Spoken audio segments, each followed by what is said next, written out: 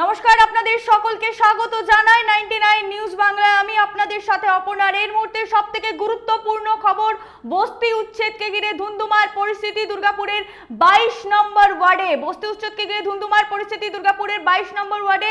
ADD এর আধিকারিকদের ধাওয়া করলো বস্তিবাসীরা। বাড়ি ভাঙার ফলে গবাদি পশুর মৃত্যু, এমনই অভিযোগ করছে বস্তিবাসীরা। আবারও আপনাদের জানিয়ে রাখি, বস্তি উচ্ছেদকে ঘিরে ধুন্ধুমার পরিস্থিতি দুর্গাপুরের 22 নম্বর ওয়ার্ডের। আসানসোল দুর্গাপুর উন্নয়ন পর্ষদের আধিকারিকদের ধাওয়া করে বস্তিবাসীরা। চরম উত্তেজনার পরিস্থিতি তৈরি হয় দুর্গাপুরের 22 নম্বর ওয়ার্ডের বস্তি এলাকায় এবং এডিডিএ আধিকারিকদের ধাওয়া করার অভিযোগ উঠছে এবং বাড়ি ভাঙার ফলে গবাদি পশুর মৃত্যু, এমনই অভিযোগ তুলেছে বস্তিবাসীরা। আবার আপনাদের জানিয়ে রাখি, বস্তি উচ্ছেদ ঘিরে উত্তেজনা, বস্তি উচ্ছেদকে ঘিরে ধুন্ধুমার পরিস্থিতি দুর্গাপুরের 22 নম্বর ওয়ার্ডে। এডিডি আধিকারিকদের ধাওয়া করলো বস্তিবাসীরা। বাড়ি ভাঙার ফলে গবাদি পশুর মৃত্যু, এমনই অভিযোগ করছে বস্তিবাসীরা।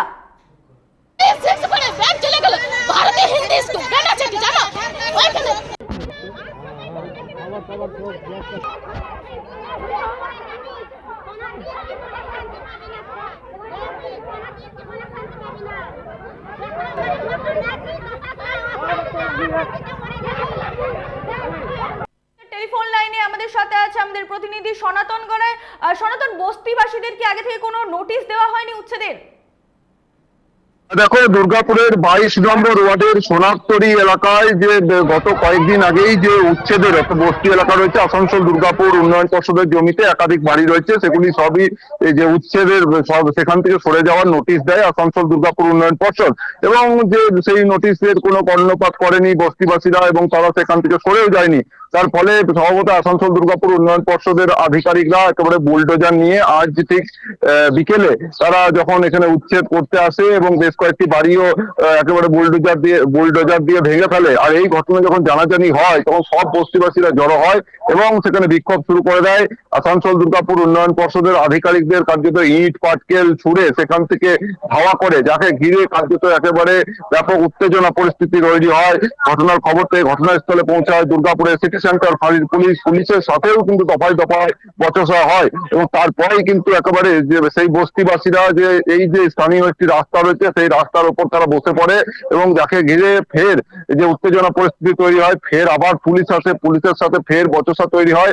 শেষমেশ এখনো পর্যন্ত পুলিশ রয়েছে, পুলিশের সাথে দফায় দফায় বচসা চলছে। তবে তারা জানাচ্ছেন তাদের বাড়ি এভাবে কেন ভেঙে দেওয়া হলো, তাদেরকে আরো কেন এক সপ্তাহ সময় দেওয়া হলো না, আর এই তারা এখন কোথায় যাবেন, এই সব নানা প্রশ্ন তুলে পুলিশের সাথে এখন তারা যে বচসায় জড়িয়ে পড়েছেন এবং পুলিশের সাথে এখন তাদের দফায় দফায় বচসা চলছে।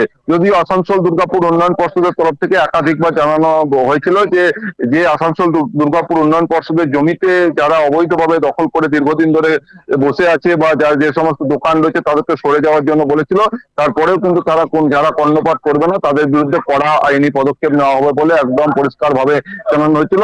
ফের কিন্তু এই ঘটনাকে ঘিরে আবারও যে আসানসোল দুর্গাপুর উন্নয়ন পর্ষদের যে তৎপরতা তা আরো একবার প্রমাণ হলো। তবে বস্তিবাসীরা জানাচ্ছেন তাদেরকে যতক্ষণ না পর্যন্ত বিকল্প ব্যবস্থা বা বিকল্প পুনর্বাসন দেওয়া হচ্ছে ততক্ষণ পর্যন্ত কিন্তু তারা এই রাস্তা অবরোধ করে বিক্ষোভ দেখাবেন। বস্তিবাসীরা যেমন জানাচ্ছে যে তাদের এই উচ্ছেদের ফলে গবাদি পশুর মৃত্যুর অভিযোগ তুলেছে, সেখানে ওরা কি জানাচ্ছে, কি রকম কি ক্ষয়ক্ষতি হয়েছে?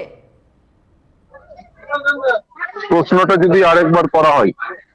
সনাতন, যেমনটা বস্তিবাসীরা অভিযোগ করছে যে এই উচ্ছেদের ফলে প্রচুর গবাদি পশুর মৃত্যু হয়েছে এবং আর কি কি ক্ষয়ক্ষতি হয়েছে তাদের? আর দেখো, যেমনটা বস্তিবাসীরা অভিযোগ করছে যে তাদেরকে আজ যখন আসানসোল দুর্গাপুর উন্নয়ন পর্ষদের আধিকারিকরা বুলডোজার নিয়ে এই অভিযান চালাতে এসেছিল তখন কিন্তু তাদেরকে জানানো হয়নি। তার ফলে কিন্তু তারা যে কেউ বাড়ির ভেতরে ছিল, কেউ যে কর্মসূত্রে অন্য জায়গায় ছিল, তাদের ছেলেমেয়েরা সেই বাড়ির ভেতর ছিল এবং গবাদি পশুরা বাড়ির ভেতর ছিল এবং তাদের যেহেতু জানানো হয়নি তাই তারা সেই সমস্ত জিনিসপত্র সরায়নি বা গবাদি পশুদেরকেও অন্যত্র সেখান থেকে নিয়ে যায়নি। তার ফলে যখন সেই যে মাটির বাড়িগুলি ভাঙা হয়েছে তখন একাধিক গবাদি পশু যেহেতু সেই মাটির বাড়ির ভেতরে ছিল, সেই যে মাটির দেওয়াল চাপা পড়ে সেই গবাদি পশুর মৃত্যু হয়েছে বলে তাদের অভিযোগ। সনাতন, এই বিষয়ে আসানসোল দুর্গাপুর উন্নয়ন পর্ষদের আধিকারিকদের কোনো বক্তব্য, কোনো প্রতিক্রিয়া মিলেছে? হ্যাঁ দেখো, এখনো পর্যন্ত আসানসোল দুর্গাপুর উন্নয়ন পর্ষদের আধিকারিকদের কারোর কোনো বক্তব্য মেলেনি।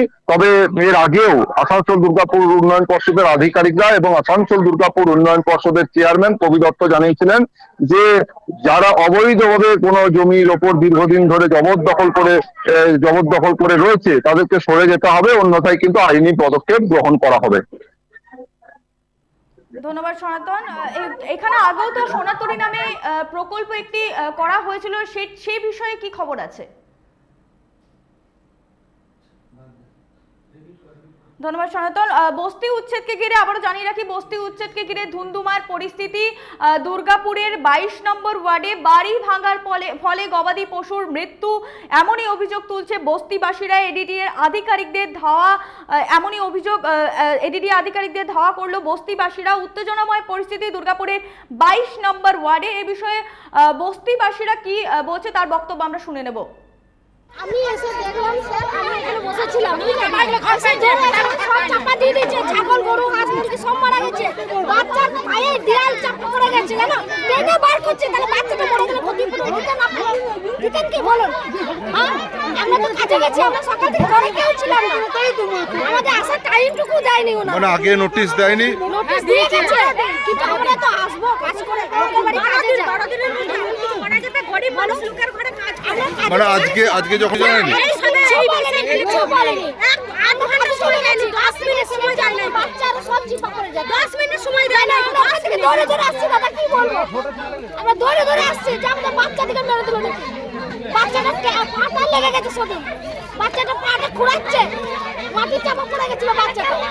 কারা ভাঙতে এসেছিল?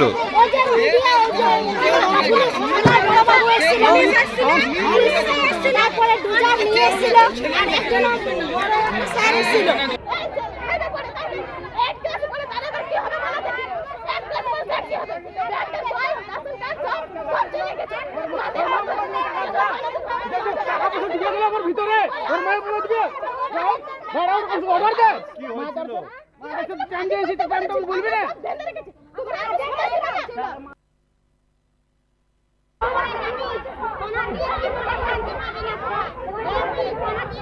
যেমনটা বস্তিবাসীরা জানাচ্ছে, তাদেরকে উচ্ছেদের আগে 10 মিনিটও সময় দেওয়া হয়নি এবং এডিডিএর আধিকারিকরা এই উচ্ছেদ অভিযান চালায়।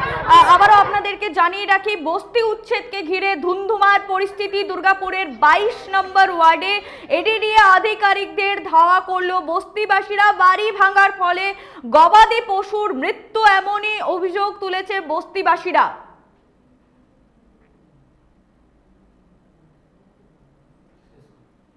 এখন এই পর্যন্তই। পরবর্তী নিউজ আপডেটের জন্য চোখ রাখুন 99 নিউজ বাংলায়।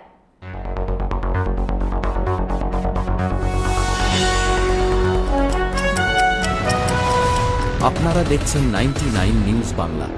বদলাবো আমরা।